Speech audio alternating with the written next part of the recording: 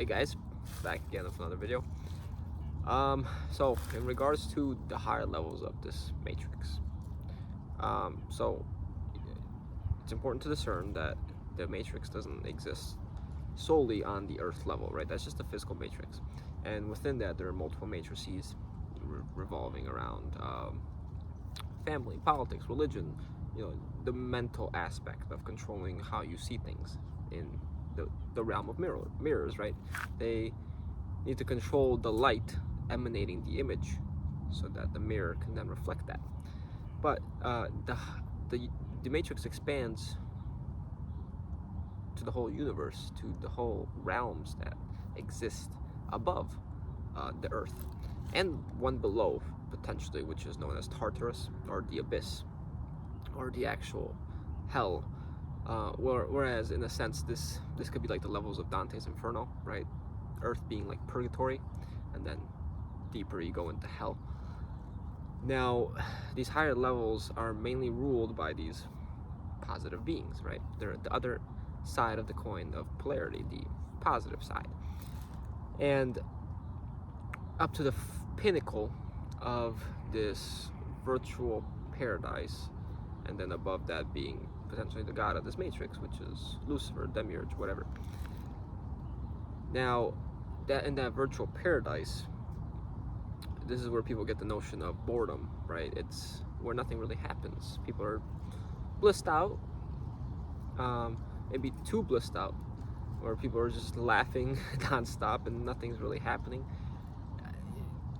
Try and imagine, like, if you're just always happy all the time and you can't prevent yourself from being happy, or you can't prevent yourself from experiencing something different, from experiencing the same thing over and over again. When you want to experience something different,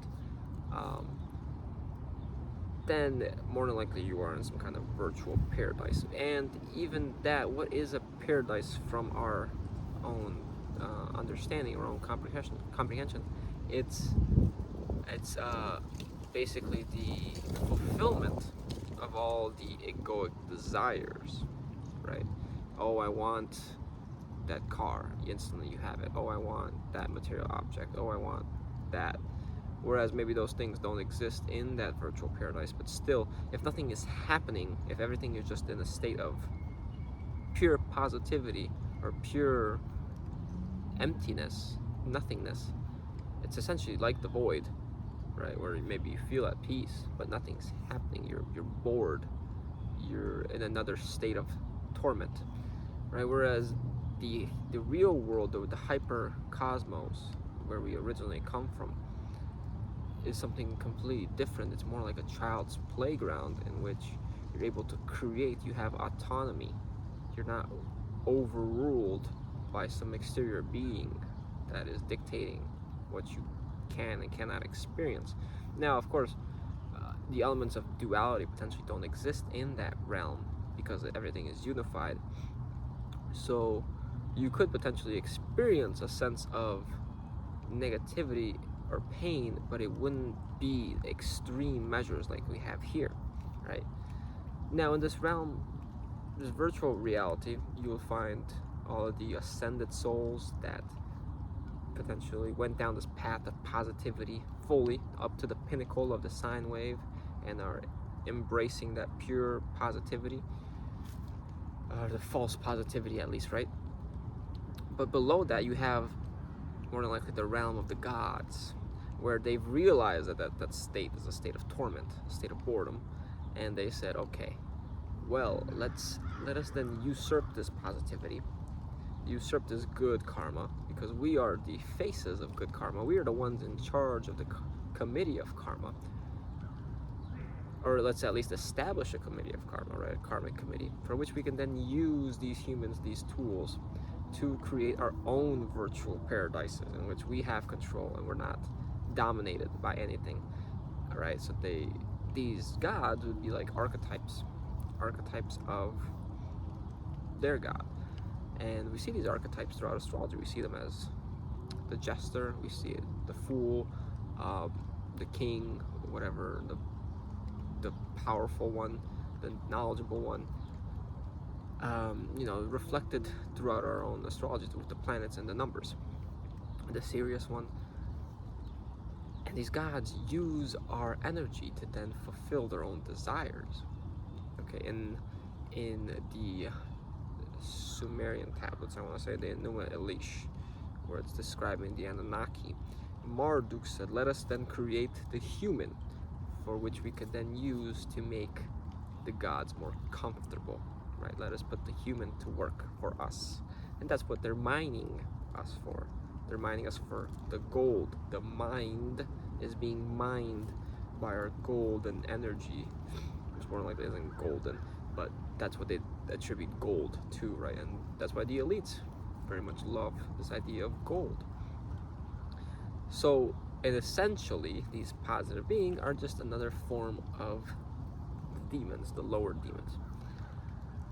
But what may have happened though is through our suffering here, we created these egregores, right? The actual archetypes are not the egregores we created. The archetypes are like the avatars we were born into, the astrology we were born into, the video game characters, in a sense, okay? But the egregores are thought forms that we manifested through our focus in the material world, through our desires, our lusts, our behaviors. And they created an intermediary force in the astral realm that is now in combat, right? In a fight between the humans and the gods for what? Energy, for their survival. Because a thought form needs more thoughts for it to continue, for it to spiral. See, everything here spirals downwards. Because I believe, and I've encountered many others that believe the same, we are in a black hole system. If you study the work of Ashayana Dayan, she believes we're in a black hole system. Now, her info is very complex. It's hard to follow a lot of the stuff. But I believe it's telling the same thing, just with a lot more complex language. You see, this black hole system is feeding the upper echelon, in a sense. It's pulling energy into the white hole. What is the white hole? White hole is the higher astral realms, the higher levels of the matrix. Okay, if we just look at the shape of the Ouroboros, the infinity symbols, right? We have two circles expanding from one point, right? In a sense, it's like the antimatter and the matter, right? And if we put those circles together like this, it looks very familiar to the yin-yang symbol. And the yin the yin contains the yang, and the yang contains the yin, right? So in a sense, when we fell from the Garden of Eden, which was also the archonic realm, potentially, that was from the white hole. We followed the white rabbit down the rabbit hole, which is the black hole. And the black hole is a reflection of the white hole. As above, so below, right? And the black hole feeds energy to the white hole, and vice versa. It's pulling, they're both pulling on each other. But they're still existing within the same realm, the same dualistic realm, okay? And we see this by studying what the scientists have discovered, which is that our realm contains dark matter and dark energy, and that is all pulling it together. It's all contained. It's also expanding it rapidly up into a point in which it contracts back onto itself and explodes in the Big Bang.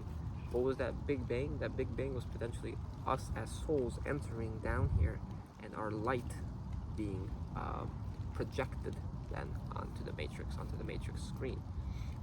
So then my point in this video is that if these beings are also using your positive energy to create their virtual worlds, to create their virtual paradises, and you get reincarnated and you get sent back for lessons, you get sent back for karma, that kind of makes sense why it would be a trap, right? It makes sense that they need your energy to feed their desires or feed them directly, whatever. But essentially their good karma also runs out, which is why they always need to come back down here. If they even want to escape, they probably can't escape because they're of the matrix themselves. But if we were as souls to get up to the highest level, to the virtual reality, we would potentially still have to come back down to flatline the sine wave, to completely collapse the sine wave, because you can't collapse it when you're on top of it or when you're all the way below. You have to be in a neutral stasis, right? Now that's very difficult to do, to completely say I am detaching myself from positivity. It's more difficult than the negative, because naturally the negative doesn't feel good, but the positive feels good. It energizes you, it pushes you, it gives you desire, it gives you reason, purpose, meaning in this life.